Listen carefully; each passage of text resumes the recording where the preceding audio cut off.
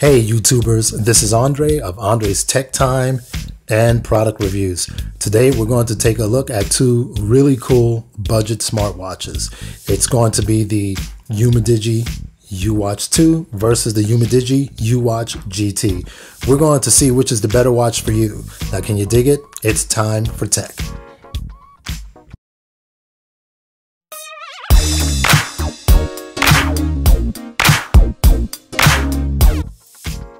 Okay, so on the screen right now, I've got the specs. And if you can dig it, I'll just go ahead and hit the highlights.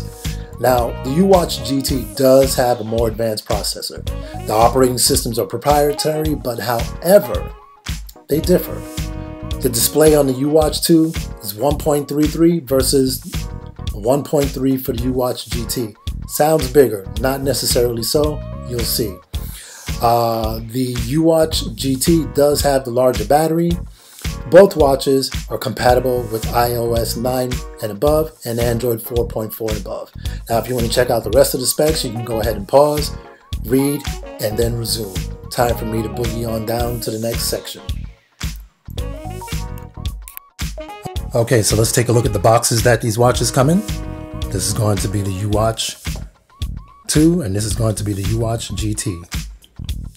Big difference in the size of the boxes. Nothing fancy about them.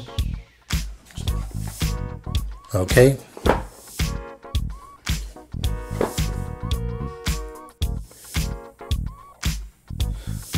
So inside of each box, you will, first things first, get a thank you card from Umidigi. Thanks for choosing Umidigi. Some information on the front of it. There you go. QR codes on the back. Further information. User manuals. You'll notice there's a big difference in the size. We'll get to that as to why. Also the QR codes on the back for downloading the watch apps. Of course, you'll get the watches. Also, charging cables, USB, proprietary connection, very much the same, will work with either watch. With the UWatch 2, you'll also get a band for the ladies, kind of like a light pink. You'll also get additional pins in case you lose your strap pins or if you want to replace the strap. Okay, enough said. Moving on. Okay, it's time to do a physical comparison of the watches. Okay, you can see that the UWatch GT is slightly larger, definitely thicker. Two buttons along the right hand side. The UWatch 2 has a touch sensitive button built into the screen right there at the bottom. 22mm strap on the UWatch 2, 19mm strap on the GT. Quick release straps on both watches. Heart rate monitor, charging ports. Although they look different, the charging contacts are actually in the same position, and that allows you to use either cable. Let's see how they compare to my Galaxy Watch Active 2. There you go.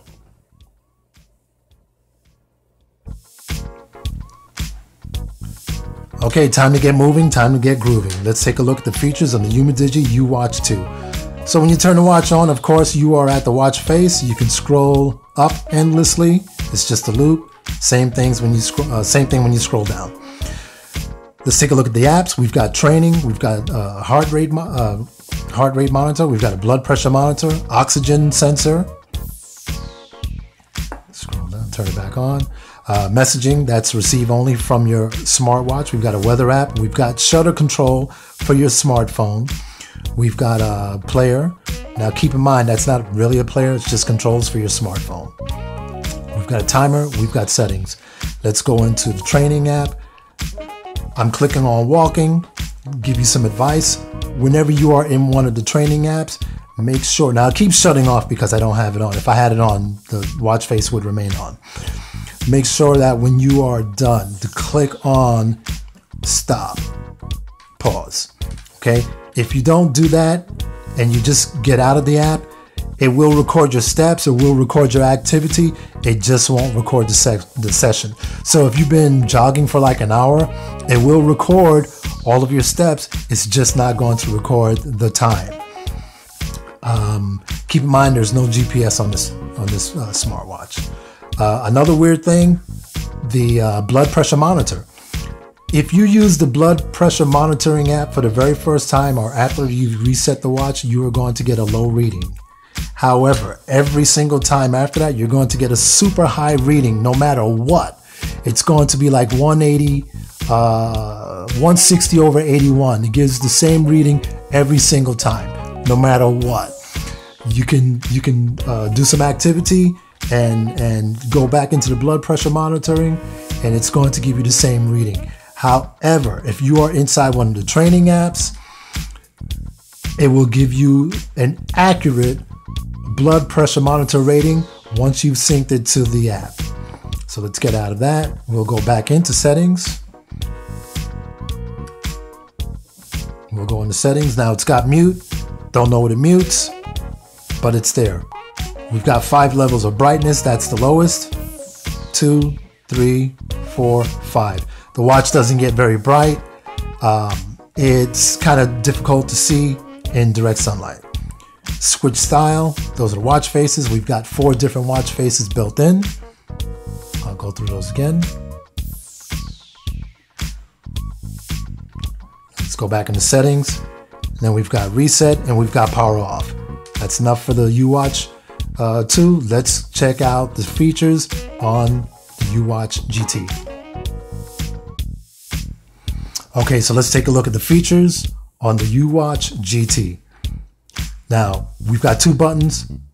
Think of the upper button as advance, forward. Think of the bottom button as back. Either button's going to turn the watch on. This is the watch face. If I scroll down, it's going to take me to messages. I don't have it connected to my phone, so there are no messages. Receive only. If I scroll up, you'll see that there's the Bluetooth symbol, battery, that little cloud and the little dashes below it, that's your weather app. The moon is going to be nighttime, do not disturb. There are 3 levels of brightness. That's 1, 2, 3. This watch does get very bright, much brighter than the UWatch 2. I normally keep this on setting number 2, but for this video, I'm going to put it on 1. And then here's the little symbol to access the settings. Oops, let's turn the watch back on. Let's go into settings. Okay, home page setting. If I click on that, it takes me to the 4 built-in smartwatch faces. You know what? Let's start all over. There's 1, there's 2, 3, 4. And unlike the UWatch 2, when you get to the end, it doesn't loop back to the beginning. So I'm going to hit back. Let's go back into settings. Then we've got press and hold the upper button to initiate. If I do that, it's going to take me into one of the fitness apps. If I scroll up, it's going to take me to restore factory settings. And then we've got firmware information. Let's go ahead and go back to the home screen. If I scroll to the left, it takes me to the fitness apps. We've got outdoor running, outdoor cycling, indoor cycling, outdoor walking, hiking, others, and exercise record. It does keep a record of all of your sessions, which is pretty cool. Let's go into outdoor running. Counts down from 3. Gives you some information on this screen. If you scroll to the left, it gives you some more information, as you can see. If you want to stop, hold the upper button for a couple of seconds. It's gonna go ahead and pause it.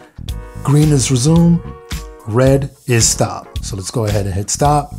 Takes me right back to the home screen.